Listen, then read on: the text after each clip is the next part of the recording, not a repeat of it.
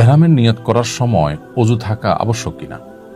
আমি যখন এহরামের নিয়ত করব, বিশেষ করে আমরা যখন বিমানে যাই তখন মিকাতের কাছাকাছি যাওয়ার পর পাইলট আমাদেরকে জানান যে আমরা কয়েক মিনিটের মধ্যে মিকাত ক্রস করতে যাচ্ছি, তখন আমরা মূলত এহরামের নিয়ত করি এবং এহরাম তখন মূলত স্টার্ট হয়। পোশাকটা আগে পরে রাখি, কিন্তু স্টার্টটা সেখান থেকে হয়।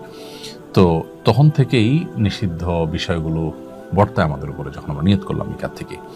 তো ওই সময়ে অজু থাকা আবশ্যক নয়, অর্থাৎ এহরামের নিয়ত করার সময় অজু থাকা আবশ্যক নয়। তবে যদি অজু অবস্থায় নিয়ত করা যায় সেটা উত্তম, কারণ মিকাত থেকে যখন আমরা এহরাম করব, বিশেষ করে আমরা যখন বাই রুটে যাব, গাড়িতে বাসে যাব, তখন মিকাতে গাড়ি থামবে, সেখানে আমরা অজু গোসল করে নামাজ পড়ে অজু অবস্থাতে এহরামের নিয়ত করবো, সেটা উত্তম।